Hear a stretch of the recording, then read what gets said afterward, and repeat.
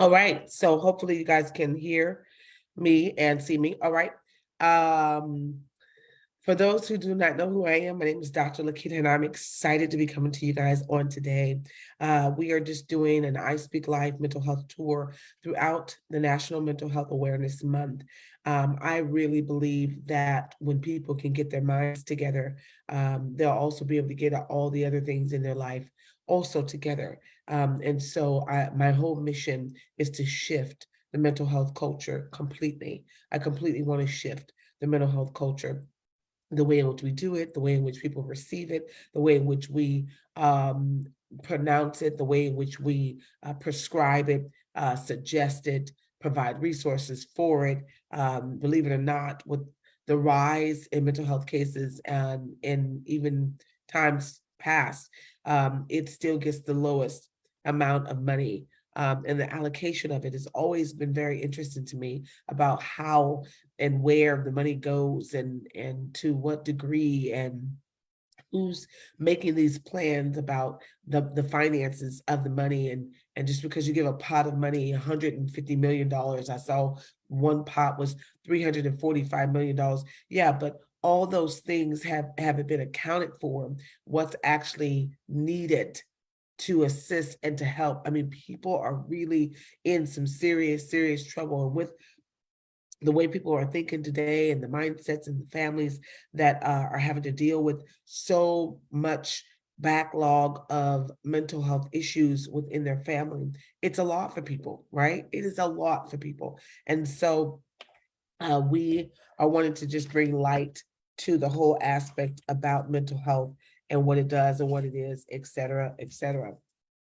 So if you've been joining us, we have been bringing to you a variety of different topics and interesting conversation pieces and dialogues that we hope is being able to inspire you, to motivate you, and to provide some level of information, as well as the ability to apply the information as well, so that you are not just getting the information, but you are really understanding that, wow, there is something to what I'm listening to, what I'm hearing, what I'm expecting, what I have. Does that make sense?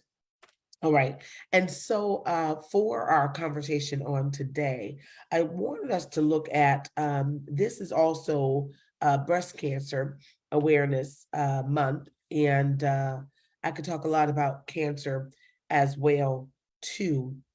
And so I wanted to bring a topic that I thought could bring in that conversation piece as well. So today our topic is the psychology of sickness and disease, the psychology of sickness and disease. And we're going to talk about cancer and looking at it, but I want you to be focusing on what is the psychology, the study of the mindset of sickness and disease. And we're going to take a quick stab at it. Hopefully we can come to some type of consensus about what it is, how we are to look at sickness and disease, and why it affects so many people's mental health in the way that it does, on the somatic level, on the biosocial level, as well as just the actual physical level as well. All right, are you ready? All right, here we go.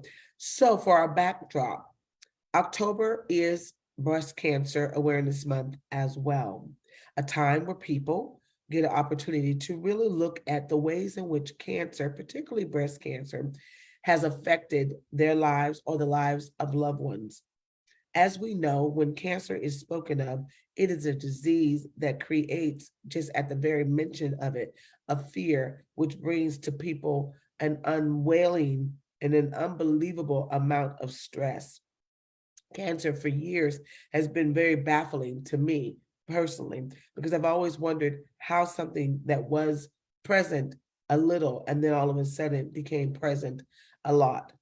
I look at the various aspects in our community as well as in our world system, and environmentally speaking, when I see products that say this product is known to create and cause cancer and has BBT, BDP ingredients in it, and or something with Prop 65 or something of that nature inside of the ingredients or on the labeling, it's always baffling to me. How is it that they know that these products and the various things that we're using causes cancer? And why are they able to still be sold? Always baffling to me. And yet the rise in cancer continues each and every day. Children are getting cancer much more rapid than any other time in history. And what's even more um, difficult to understand is the severity of cancer for some and the ability for others to become healed in other instances. One of the things that I've heard from many as it pertains to cancer is that they believe that cancer itself is a death sentence. If you listen to the conversation of people who talk about cancer and those who have even gone through cancer, they will always tell you from the beginning it was the most scariest thing to receive and to hear that they had when they received the notification from their doctor that I have cancer. What it does is it touches the heart and the mind. And because cancer is non-discriminatory, it absolutely makes sure that whomever it touches, it affects very, very deeply. This conversation is a very personal one for me, as my mother had colon cancer. My aunt had uterine cancer, who was an RN nurse for more than 45 years. My brother had lung cancer. All of those individuals that I mentioned, they are deceased. My sister, LaJoy, she had breast cancer twice, and by the grace of God, she is still alive. And the current of my brother right now, who is battling multiple myeloma cancer as we speak, and God has been gracious in that endeavor. One of the things that I've always had to realize concerning sickness and disease, and have been told that those who have the hereditary gene of this or that they need to be cautious and to make sure that they're taking good care of themselves. Well, you can only imagine after losing my mother at the age of, when I was only just 36 years of age, that my mind wondered, because I knew at that moment in time, I was not in the greatest of health. I was highly stressed in a terrible marital situation. And mentally, I was just all over the place, and not to mention overweight. All of these different types of things gives way in the proclivities to sickness and disease. So when I'm talking about the psychology of sickness and disease, I want you to understand that it is not something that is founded in a box. It is something that gravitates and attaches to you concerning everything around you. It begins to touch the very essence of the core of your being. One of the things that I realize about sickness and disease is that it permeates your mindset first and affects your ability to think confidently at all. This is why, for me, being a believer, being a Christian, having the truth about God's word, and just believing that God is able to heal has been so powerful for me. I've watched the spirit and the power of God and the knowledge, the fact that God can heal, to do some amazing, amazing things. Basically, when one looks at it, the only way that one can deal with sickness and or disease is to be able to take a look at the reality of what's going on inside of them. I always believe that a person is defeated well before the sickness or disease has come and interrupted their bodies. If your mindset and your mind is thrown off, you will always be defeated. Sickness and disease will always have an opportunity to invade your body. As I've had to look at, and since the time I've been 36 years of age, taking various forms of mammograms and different types of precautionary tests so that I'm always aware of what's going on in my body, I realized that it is with the approach, not of the scientist, but for me, my approach as I look at sickness and disease has to be one that is very, very spiritual. I have to begin to understand that the God that I serve is able to keep my whole entire body. I can't worry about the people outside of me or around me. I can only focus in on the body that I have and the God that I serve. There's been multiple studies where people who have been deathly ill and sick with disease have been able to overcome that level of sickness and disease. They've shown that people who have a different level of prayer life and those who have a supportive community that also do prayer, that they bounce back much more readily and faster than those who did not pray or have a supportive community. I understand that while many people think it's all luck or some type of whatever, I have found out in the short time that I've been alive that prayer, the power of prayer, and the continuum of understanding that these bodies do not have to be the way that they are, I know that it works. One of the things about the physicality of our lives is that we have to look at the biophysical perspective. And the biophysical perspective of our life is continuum. Sickness, disease is a continuum based upon what's happened in our body, cannot be ignored. Whatever we feel going on in the body, somehow we have opened up that door. It was created, we ate it, we ingested it, some form of something. I believe that whatever we got, whatever we're dealing with, it's a reaction to something else. The direct and indirect pathways between psychology and health comes at the very, very distinct expense of sickness and disease. One's health is dependent upon their ability to reappoint how they think about sickness and disease. It is the specific way that a person actually believes. How you and I think and what we are going to do when things happen to us matters. If you were to get sick today, what would be your resolve? What is the way that you would deal with your sickness? That is the question of the hour. And we are not prepping ourselves because we're so busy not wanting sickness, not wanting disease, not wanting any of these things, that we're not prepping ourselves for what should happen if they should come. Will you be strong enough to denounce it, to say, I am not accepting this sickness. My body will not succumb to this process. It will not. Does that make sense? So the reality of sickness and disease comes from a space and a place that you and I could actually target and look at how we're going to deal with it on a mental level. There are so many things that one must consider when you have to deal with sickness and disease, like a cancer. Number one, you need to realize, how will you respond? How will you respond? People that are far from the diagnosis will say all kinds of things, but I want you to say what you know you would say if it was here and now, and you received that information. It's a constant conversation that I just say, God, I trust you. And these bodies, God, you made me in your image. And God, whatever I'm doing to damage, to cause neglect, to create a dissonance or to create a disconnect, then let me stop. Come on, you know that drinking 8 and 10 sodas in a week, that is not good for the body. I mean, they've done so many tests with sodas and things of that nature. So there's some things that we have to help ourselves out. How about the fact that you just don't drink enough water? It is of a necessity that you drink the water that is equivalent to in ounces, half of your body size. So for me, I just say, forget it. Drink a gallon of water. It doesn't hurt. It flushes out your system. So number one, you have to look at how you will respond. The second thing that a person needs to consider when we're thinking about the psychology of sickness and disease is, why is it that some people respond the way that they do?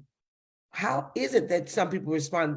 And what I mean by that is that, what is it that they're doing to make the change? So I get a set of instructions, you get a set of instructions for the same disease. How come I may actually do what I was told to do and another person doesn't? It's all in the response of how a person looks at sickness and disease. It is within the psychology of their mindsets. Does that make sense? So how a person is going to do what's been asked of them, that's something to be thought of.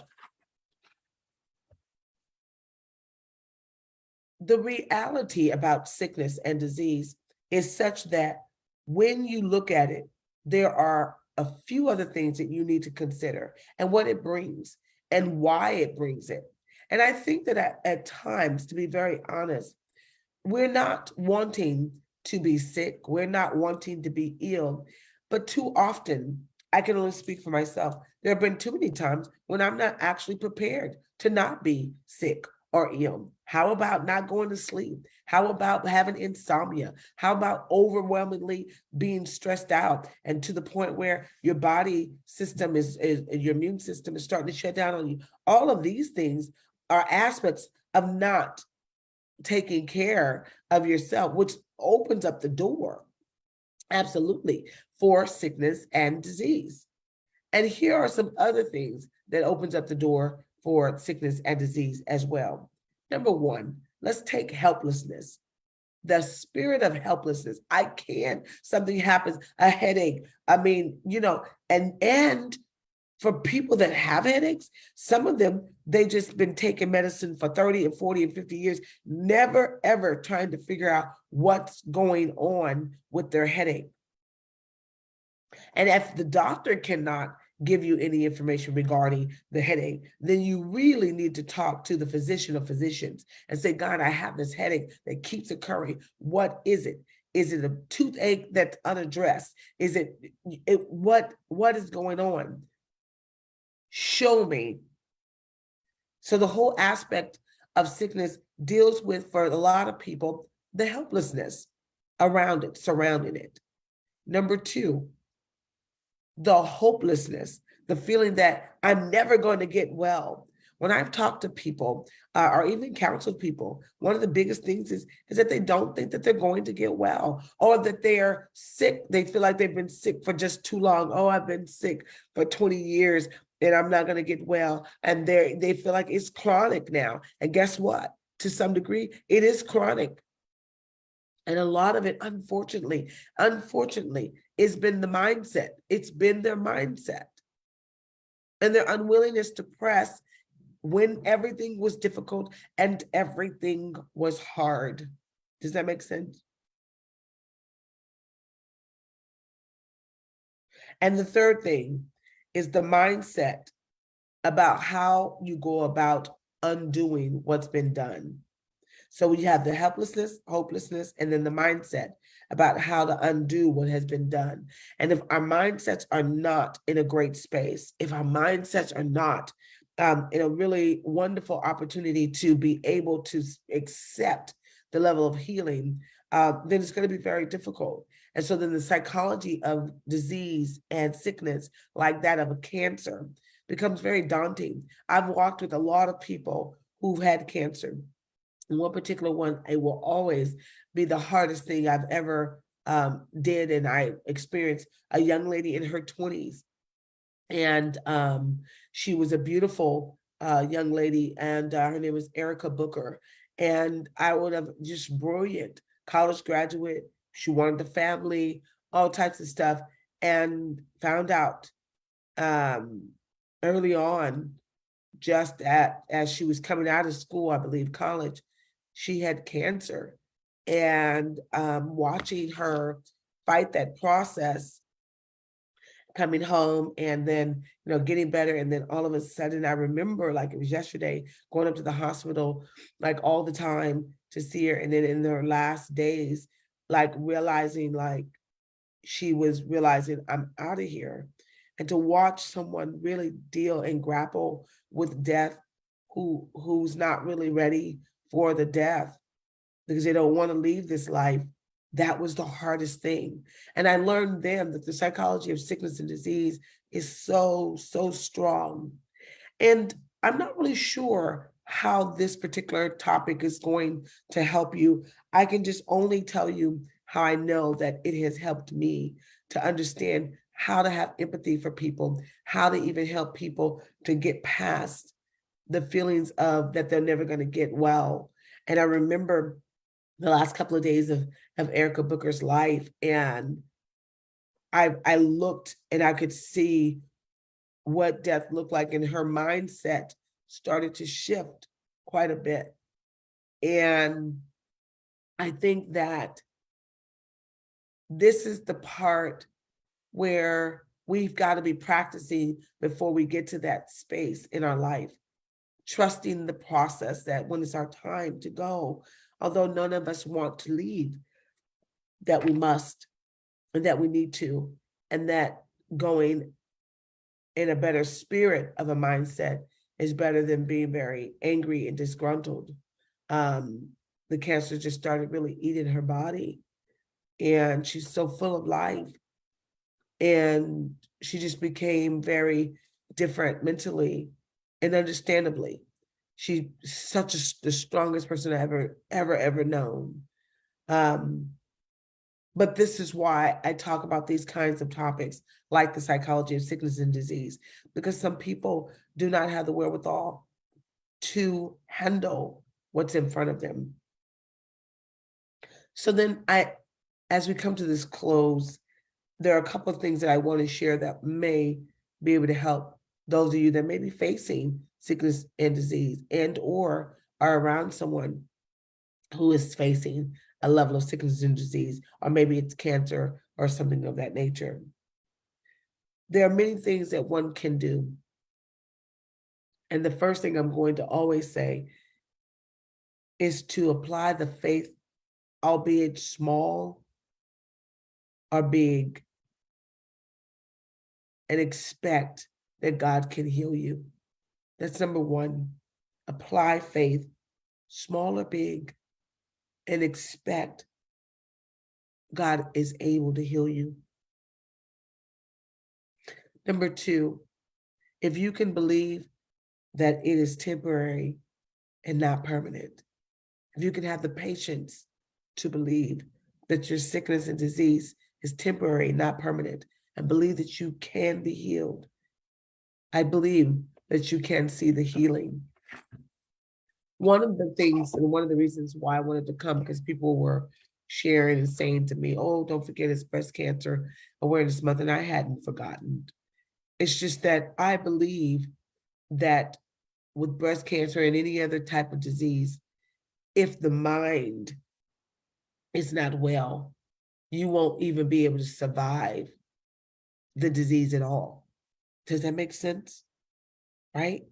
And so I'm all about trying to help people to strengthen their mindset, to strengthen their thought process. And I'm hoping that maybe something was said today that would help you to understand that the psychology of sickness and disease, it's a thing that takes place in us and happens when we are faced with an insurmountable amount of pressure concerning something that is attacking our bodies.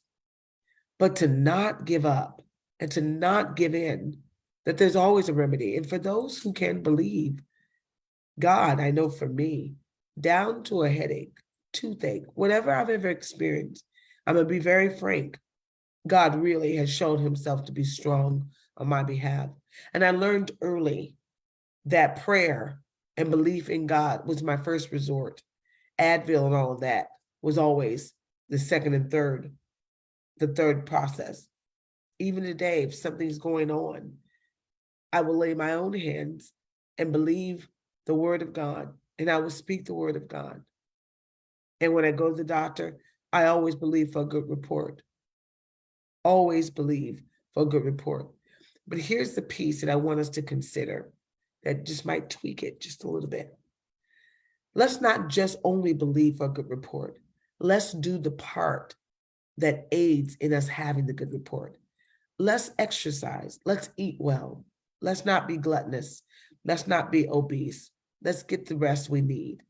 Let's do those things as well and put all of that in God's care first so that we're able to thrive as we need to. Listen, I hope and pray that today something was said. I just wanted to come and talk a little bit about the entry point of cancer and the psychology of sickness and disease. Much more can be stated, much more can be shared, but I hope that you got what I was trying to say. And I pray that it resonates for you to be able to share with other people that there is a psychology to sickness and disease, but you don't have to stay in the mindset that is over. There is a place called healing and wholeness, and you can find it if you just grab a little faith and going on to the other side and trust God for what you know, at least I know, that he's able to do. God bless you guys. Have a great rest of your day. Remember, all things really do work together for the good of those who are the called according to his purpose. That is Romans 8:28. For those who don't know the Bible, and for those who don't care, well, we love you still anyhow. My name is Dr. Lakita, and until the next time, be blessed and God bless you. Bye-bye.